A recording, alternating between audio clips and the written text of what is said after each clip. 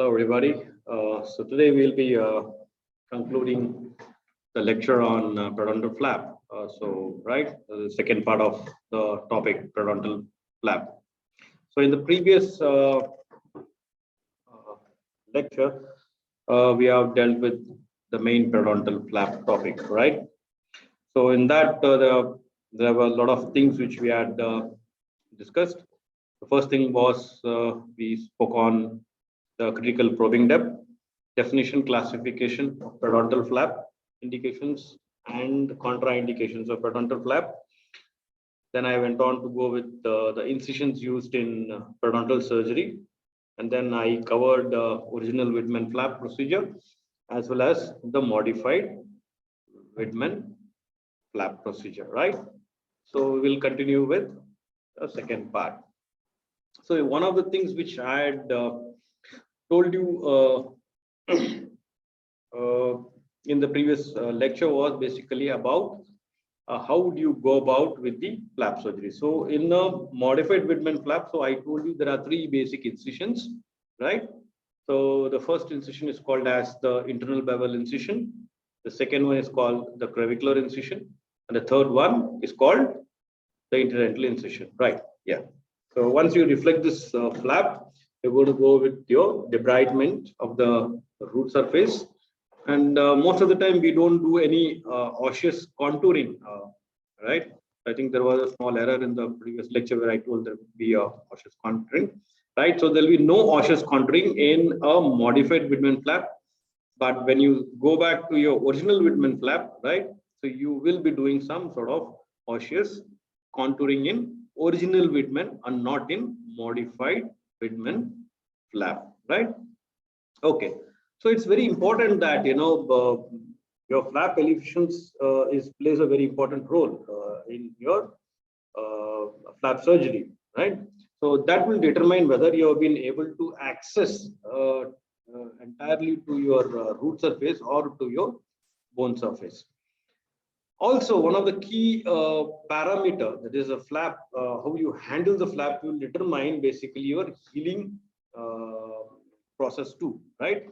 So it is very important that your incisions as well as the way how you're going to elevate the tissues or your flap basically should be done in such a way that it will facilitate a very nice healing or healing by primary intention, right? Right. So when we go back to, if you could recollect the points which I told you in the general principles of periodontal surgery, that most of the time when you place an incision, it should be such that it is very precise, deliberate, and gentle. So you should be handling your soft tissues very, very gently, right? How do you use this? Basically, you're supposed to use sharp instruments. As I said, instruments and instrumentation, how you instrument will be a key parameter. So your instrument should be sharp. So whenever you're placing an incision, make sure that you have a new scalpel blade, right? So this incision basically can be placed without severing or traumatizing your tissues when you are going to elevate, right? See, incision is different and then elevation is different, right? So you're going to place your incisions using a scalpel blade, and the elevation is done by a periosteal elevator, right? So you should take care that you try to handle the tissues very, very gentle. Also, very important that now how much should you be elevating the flap? See, most of the time whenever you do any periodontal flap procedure, especially a modified Widman, your Kirkland flap or your apically displaced flap, right? So you should always make sure that you don't expose too much of bone. If you're going to expose too much of bone, all right, so there'll be a delayed healing, there'll be post-operative complications, as well as there'll be bone resorption. So you should always make sure that the bone should not be exposed no more than 1 to 2 millimeter, not much more than that. You just need to get access to the bone so that just to find out whether there is any irregularity with your bone contour or not, right? That much is required. All you require is a good access to your root surface for your root debridement, right? At the same time, At the same time, whenever you reflect, you should always make sure that you constantly keep irrigating your flap. Obviously, there'll be bleeding, so you constantly keep irrigating so that the tissues are in a state of hydration and not in a state of dehydration. Okay, so you should always make sure that your tissues are amply hydrated. So you should always make sure that constant irrigation to prevent drying of the tissues. Okay, right? Okay. So once you reflect the flap, obviously you're going to go with your root debridement, right? A proper root debridement also plays a key important role, because in incomplete removal of your root surface contaminants may interfere in the regeneration or in the objective of what you want to get out of that flap procedure. So flap closure plays a very important role. Okay, also, right? So we do the flap closure most of the time by using sutures, okay, right, or by doing suturing of your flaps. Okay, so the purpose of suturing, okay, one of the key objective of the suturing is to maintain the flap in a desired position. Okay, right? So you're going to reflect the flaps. So you're going to put back that flap into position, and you're going to make sure that these flaps are in intimate contact with each other, so that basically a healing occurs at an earlier stage, right? So if you're not going to approximate these flaps, okay, right, a close approximation, what happens? There'll be obviously a dead space. Okay, there could be a larger blood clot. Again, that larger blood clot will lead to number one, a delayed healing, or if there is not close approximation between the two flaps, it is going to allow the microorganisms to get into that, leading to a wound infection, infection of that site, or exposure of the bone. So the patient will have a post-operative complications like infection and pain. So very, very important that these flaps are going to be properly approximated. And also this adaptation plays a very important role for the re-establishment of a healthy gingival unit. Okay, so that's very, very important. So how do you do this flap closure? So as I said, suturing. Okay, so there are many suture materials basically which are available, right? So these suture materials may be either resorbable or it may be non-resorbable. Okay, and further they are categorized into natural and synthetic. Okay, right? So materials like silk, nylon, catgut, polyglycolic, polylactic acid derivatives, okay, are being used most of the time for your closure of your periodontal flaps. Okay, see, not only periodontal flaps, you most of the time you use it for your split thickness flap also. So whenever you're going to do a mucogingival surgical procedure, you're going to raise a split thickness flap, right? So here also basically we have to basically suture some or the other way, right? But recent years, what has happened is that the earlier material, suture material was the choice was your black silk. Okay, black silk basically was used earlier because of just that it is easy to use, and number two, it is low cost. That is why black braided silk was very commonly used. But nowadays, and black braided suture material, as you know, it is non-resorbable, right? So nowadays, resorbable sutures have gained much popularity because number one, they enhance patient's comfort, because most of these suture materials come with a color which is almost similar to the gingiva, right? You see, the black color definitely looks out, right? There is a sharp difference between your gingiva, that is pink color, and your black color. So here, the resorbable sutures sometimes are dyed and non-dyed. Okay, so most of the time they are in close resemblance with your normal gingival tissues. Also, the second thing is basically that they eliminate suture removal appointments. Okay, now if you're going to place a black braided silk, if you're going to place a silk suture, obviously you're going to recall the patient after about 7 to 10 days, or roughly about 2 weeks, and then you're going to schedule an appointment to remove that sutures because they are non-resorbable. But resolvable sutures, you don't have to schedule an appointment because they resolve on their own. Okay, and as I told you that the materials can be monofilament and multifilament. Okay, so basically when you see monofilament and multifilament, there's a lot of differences, right? So nowadays again we prefer monofilament basically because they elevate the wicking effect which is produced by your multifilament. When I say wicking effect, what does that mean? Wicking effect means this is especially seen in the multi filament, or what happens basically, the multi-filament suture materials are used in a combination to increase the strength.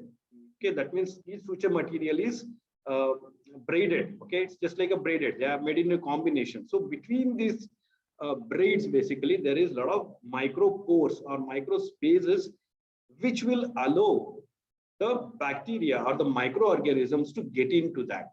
And this becomes obvious especially whenever you're going to place a suture, or most of the time whenever the tissue is in a healing period, the microorganisms from the other areas have the chances of getting translocated into these micropore, and via that to your wound area, right? So monofilament basically will try to elevate this wicking effect, right?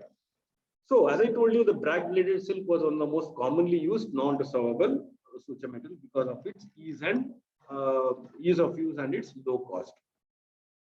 Nowadays we are trying, the expanded polytetrafluoroethylene synthetic monofilament is nowadays resolvable. Okay, right? This is an example of a non-resolvable suture material. But then if you want to go with a resolvable, that is always very, very preferred ones. Okay.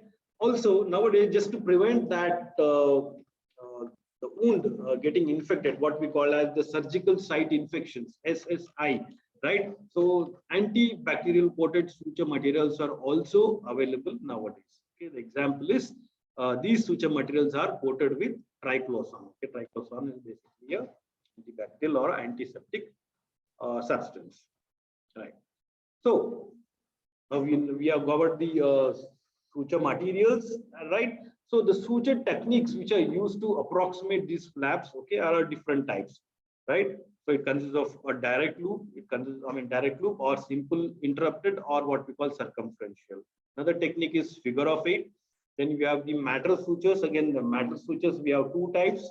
That is your horizontal mattress and vertical mattress. Again, these mattress sutures, whether it be a horizontal or your vertical, again are subdivided into an internal and external. So you have a horizontal internal mattress, horizontal external mattress, vice versa. You have vertical internal mattress, and then you have vertical external mattress.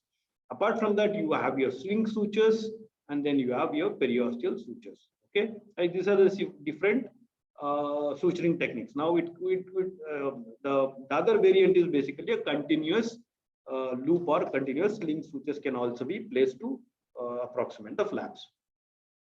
Now, the direct loop or the direct or the simple interrupted basically allows for a better closure of the interdental papilla. Okay, sometimes we use vertical mattress sutures also, right?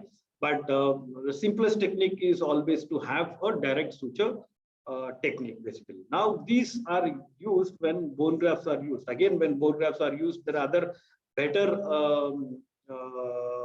suturing techniques like your horizontal mattress sutures, right? But then the simplest suturing technique which can be used is your simple interrupted or your direct loop sutures, right? The next technique is basically the figure of eight suture. Now, the only disadvantage is with this figure of eight suture is that now the suture material is placed between your two flaps. Okay, so when a figure of eight is basically like, it goes like this and then it comes back like this. So obviously there is a suture material which is present between your two flap. Okay, now where is this used? Basically, this type of suture technique is used when the flaps are in not close opposition. That means, or maybe there is a flap is the two flaps are at different levels. Okay, so in those conditions you can use a figure of eight suture technique. Okay, this is much more easier when compared to your easier to perform when compared to your direct loop or your simple interrupted sutures. Okay. Now, horizontal matter sutures, again, I say there are two types. One is an internal type and one is your external type. Okay. So the horizontal matter suture is often used for interproximal areas of diastema or for wide interdental spaces to adapt the interproximal papilla properly against the bone. Okay. Right. So again, this basically, again, whenever there is a edentulous area and you want to place a very nice approximation, as when you want to do when you have done bone grafting along with a GTR membrane, right? So the technique of suturing preferred there is an horizontal matter sutures. Okay, or you have placed implants. Okay, so whenever you have placed an implant, right, and you want a very nice coverage of that, when you're going for a two-stage. Okay, let's be very specific. When you're going for a two-stage implant procedure, so to cover the implants placed thoroughly or a good approximation, we use a horizontal mattress sutures. Okay, right? So this only gives you a very nice adaptation. One of this, right? So one of the modification of this suturing technique is your modified laurel suture. Okay, that we'll be demonstrating that. Okay, once you come to the clinic. Okay, right? So horizontal matter sutures gives you best approximation, right? So that you should remember that much. Okay, right. The next one is your periosteal sutures. The periosteal sutures basically are used to hold the apically displaced partial thickness flap onto the periosteum. Now, this basically most of the time when you do a free gingival graft, okay, there are various techniques in free gingival graft. One of the techniques in a free gingival graft is you place a incision at the mucogingival junction, okay, and you elevate a partial thickness flap. Okay, once you elevate this partial thickness flap, usually what you do is you try to suture this partial thickness flap onto your periosteum by using a periosteal suture. Okay, that's one of the key indications. So periosteal sutures can be of two types. One is your holding suture and your closing sutures. Okay, so holding suture is a horizontal matter suture that is placed at the base of your displaced flap to secure it to a new position. Okay, that is what is meant by a holding suture. Closing sutures are used to secure the flap edges to the periosteum. So periosteal suture basically used to secure the apically displaced flap onto your periosteum, right? So that was the thing about your flap elevation and flap closure. Okay, so we'll get back to the third important type of flap technique. That is right. The first one we spoke was on original Whitman. The second one was we spoke on modified Whitman. So let's see what is about the apically repositioned flap. Okay. So it was neighbors in way back in 1954 who gave a technique for the preservation of the gingiva. He placed the gingiva more apically so that that width of attached gingiva is preserved. Okay, that is by repositioning of the attached gingiva. Later on, this was modified by Arindo and Tyrrell in the year 1957. But it was Friedman in 1962 who gave this term, okay, and a proper protocol for this surgical technique or a flap surgical technique, and he called it as apically repositioned flap. Okay, right? So 1962, Friedman, right, coined the term apically repositioned flap. Okay, so let's see the technique.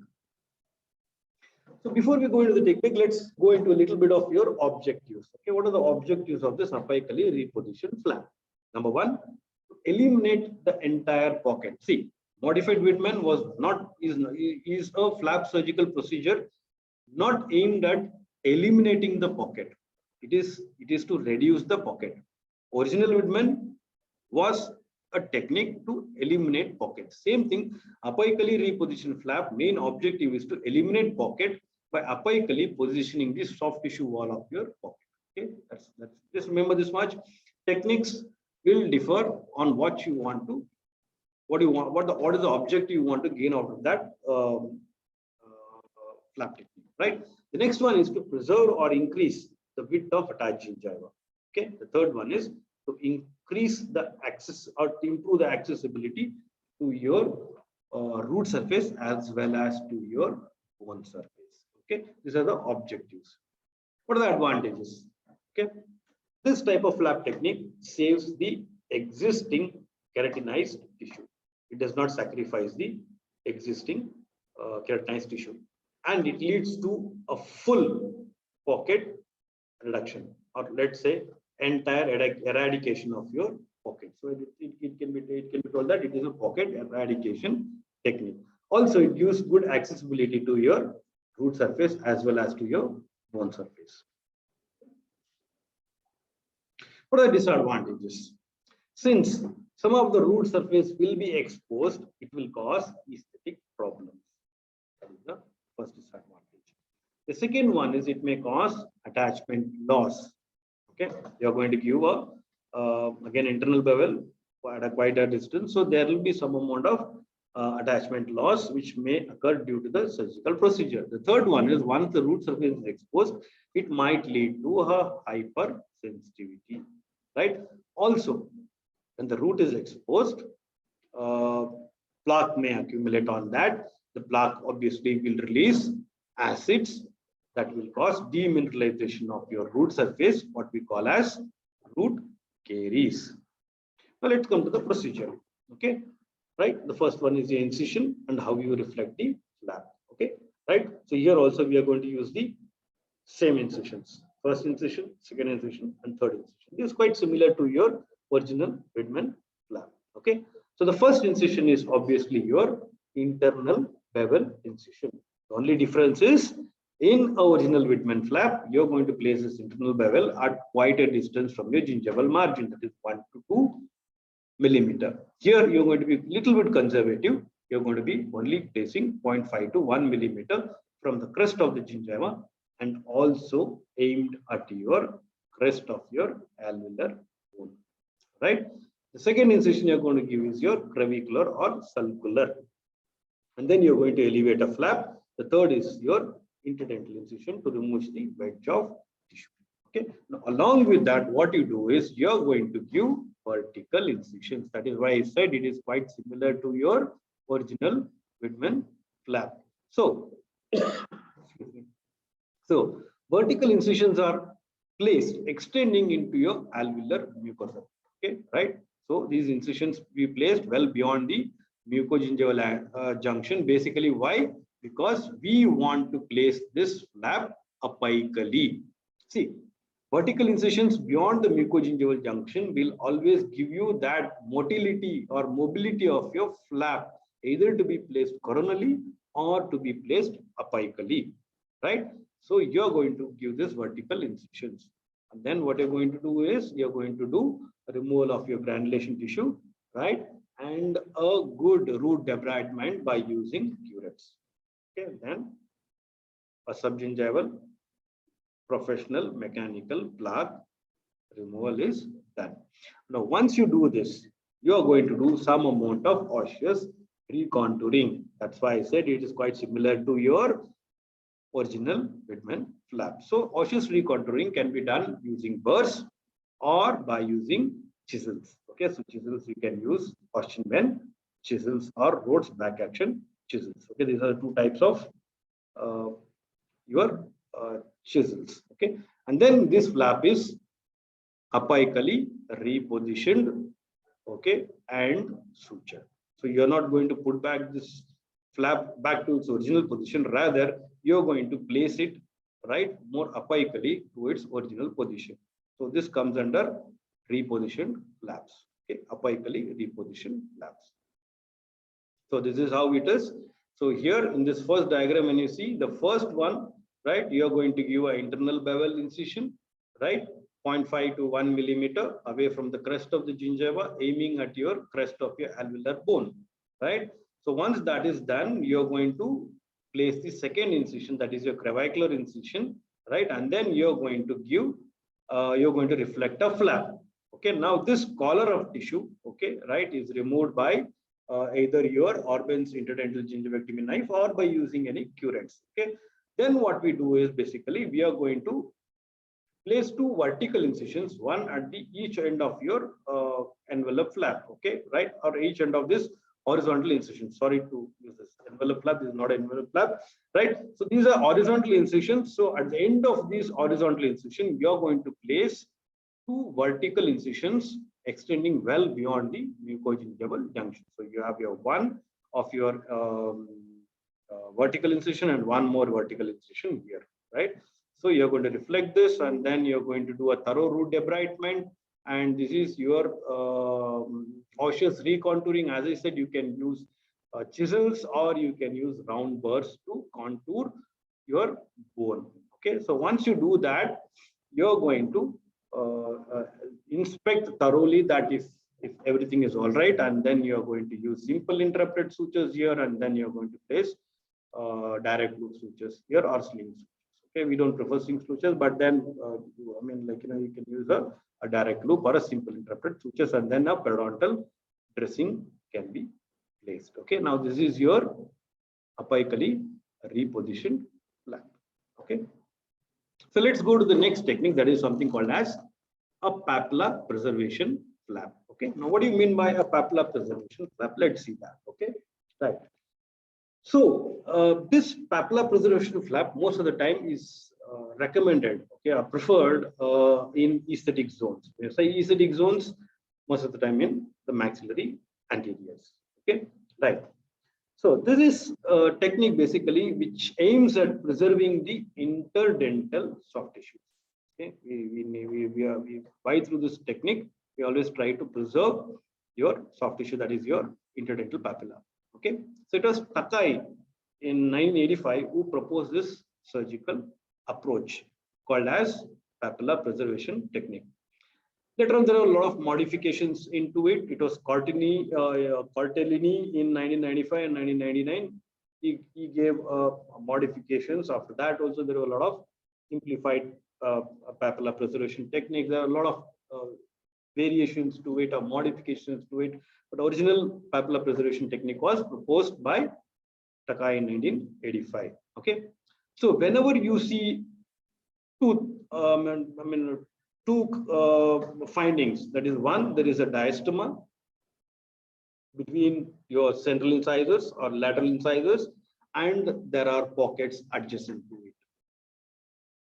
Are we getting it here? Right.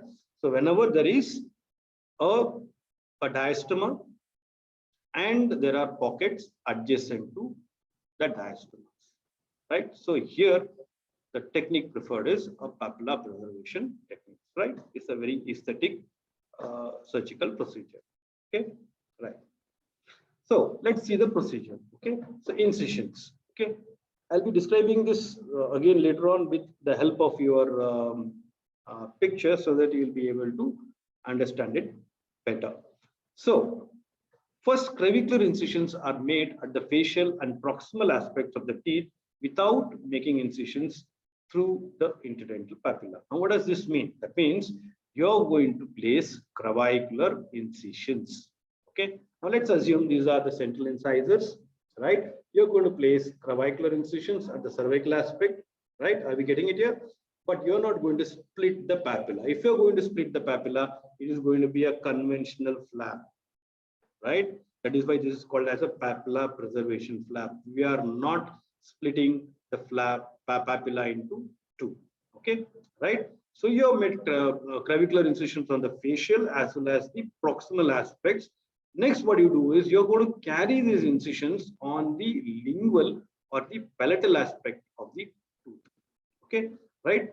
Then what you do is you're going to place a semilunar incision at each of your interdental area, just below the interdental papilla. Right? Are you getting it here? First is clavicular incision, both on the facial aspect and the proximal aspect, and then you're going to carry this clavicular incision on the palatal aspect, right? And then you end up with a semilunar incision at the base of your interdental papilla. It could be done on the facial aspect, or it could be done on the palatal aspect. Either way, right? You can do it. On which way you want to reflect the flap, whether you want to reflect the flap buccally or you want to reflect the flap palatally, all will depend on your placement of your semilunar incisions. Okay, right? So this is how it is, right? When you see here, there is a diastema here and there are deep pockets here, okay, in relation to your maxillary central incisors.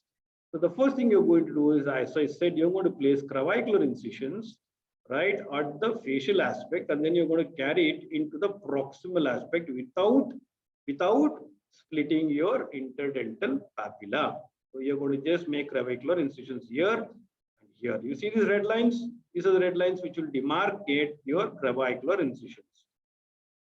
Palatally, again, you're going to give clavicular incisions here. You're going to give clavicular incisions at the base of your central incisor. Again, the base of your central incisor, you're going to clavicular here and clavicular here. At the base of your interdental papilla, these are the interdental papillas, you're going to give something called as a semilunar incisions, right? So these are semilunar incisions. These are papilla. So at the base of the papilla, you're going to give a semilunar incision. One here, one here, one here. Are we getting right? Right. So the first thing is clavicular incisions. Then you're going to place your semilunar incision at the base of your interdental papilla. Okay. Right. Then what you do is you're going to reflect the flap. Now this diagram showed, I go back. Now this shows the palatal aspect. Right. Now this is a palatal view. You can do this on the buccal aspect and elevate the flap onto the palatal aspect. Okay, vice versa. So flap reflection, basically you can use a curette or an interproximal knife, right, to free this interdental papilla, okay, from the underlying hard tissue. Okay, right. So once you do this, is you're going to push this interdental papilla onto the buccal side. Okay, according to this picture which I showed you. So right, so you're going to take a blunt instrument or a Kirkland knife, and you're going to push this papilla, whole papilla, entire papilla onto your facial aspect, on the buccal aspect. Okay, so after that you're going to elevate a full thickness flap, okay, right, on the facial as well as on the palatal aspect. Then what you're going to do is you're going to go and do a very nice root planing. You're going to remove all the accrements which are present on the root surface, right, and make sure that the root surface is hard and shiny. Okay, then what you do is you're going to remove the entire granulation tissues, and if there are any vertical defects or defects which are favorable for regeneration, you're going to place bone grafts along with your GTR membrane, and then the suturing is done. Okay, right. So this is your papilla preservation technique. Okay, so right. So here this is how it is. First we are given a clavicular incision, then we have placed a semilunar incision. This papilla, with the help of a curette or a Kirkland knife, is pushed entirely onto your facial aspect. So this is how the papilla will be on the facial aspect, right? And then you're going to do a root planing, right? And then if there is a requirement for grafting, we will go with. Okay, and then obviously push back that papilla onto the palatal aspect, and then you are going to place simple interrupted sutures at the base of your papillas. Okay, the reflected papillas. Okay, right. So let's see with the healings of the flaps. Okay, this deals with almost all the flaps without bone grafting. So immediately after you suture, that is within 24 hours, the first thing which happens is your formation of your blood clot. Okay, right. So 1 to 3 days after your flap surgery, there is epithelial migration. As I said, the epithelial cells are the fastest to migrate, okay, proliferate and migrate. Okay, so you have your epithelial cell migration. Now, this blood clot is slowly replaced by granulation. So 1 week after the surgical procedure, you will see epithelial starting of your epithelial attachment to the root surface. 2 weeks after your periodontal flap surgery, you will see collagen fibers starting to appear, but parallel to your root surface. And it takes roughly 1 month after the surgical procedure to have a fully epithelialized sulcus with epithelial attachment to occur. Okay, now this is your healing of periodontal flaps. Okay, so let's see what are the outcomes. What do you achieve by doing a periodontal flap surgical procedure? What is the outcomes? Okay, right. So the first one is resolution of bleeding. Okay, Whenever there are deep pockets, as I said, whenever the deep pockets, the patient will not be able to maintain a proper oral hygiene. So that area, that pocket obviously will be always getting infected because the process of inflammation is ongoing, right? So once you do a flap surgical procedure, you're going to bring about a resolution of bleeding on probing. The next thing, what the pocket therapy, okay, or a pocket or a periodontal flap surgical procedure does is either it reduces the pocket probing depth or it eliminates the entire pocket in toto. So whenever there is a reduction or an elimination, obviously there will be a gain in the clinical attachment level, right? The last one is their negative outcome will be there will be some amount of gingival recession, right? Especially with your apically repositioned flap or your modified Whitman flap or your original Whitman flap. Okay. So let's see what are the complications. See, any surgical procedure will have some or the other complications. So let's see what are the complications associated with your flap surgical procedure. So the first one is bleeding, right? Right. So bleeding can be of many things, many reasons. One is it could be the incisions are not precise, right? So maybe you have done a lot of ragged incisions and things like that. The next one is again if you do a lot of bone exposure, right, and you have reduced the bone, okay, without a proper irrigation, okay, right? So you may expect some sort of swelling also. It all depends on how we are going to handle the tissues. It all depends on how you handle the tissues. Next one is trismus. Trismus could be of many reasons. You're going to cut into your muscle fibers, or maybe it starts with as early as your local anesthesia, right? Maybe your local anesthesia technique might not be good when you started with your surgical procedure. Post-operative pain again depends on a lot of factors. It could be how you handle your soft tissue and hard tissue. Hypersensitivity is the most common outcome, as I said, because you will be doing your root debridement, and especially if you do a apically repositioned flap or your original flap, you tend to have your hypersensitivity reactions too. The last one is whenever you're going to do some sort of osseous recontouring, especially in your original Whitman flap or in your apically repositioned flap, you're going to remove some amount of tooth structure or the bone structure. So there'll be some amount of increased tooth mobility too. So let's see again what are the factors related to failures of flap surgery. Again, see, any sort of surgery will give you a success or it will give you a failure. Okay, and it all depends on how properly you have performed that surgical procedure, right? So let's see what are the factors related to failure of flap surgeries. Okay, so I categorize this into three factors. One is pre-therapeutic factor. One is a therapeutic factor, and the last one is your post-therapeutic factor. Okay, these are the factors which will govern basically or determine your success and your failure. Okay, so let's see what are the pre-therapeutic factors. So the number one is improper case selection. Okay, so that is why we keep telling you, you're supposed to do a very nice case selection. If you're not going to do a good case selection, you will end up in a failure. Improper diagnosis and treatment planning. Right? If there are no indications for flap surgery, and if you're going to do a flap surgery, obviously you're going to end up in a flap surgical failure in the surgical procedure.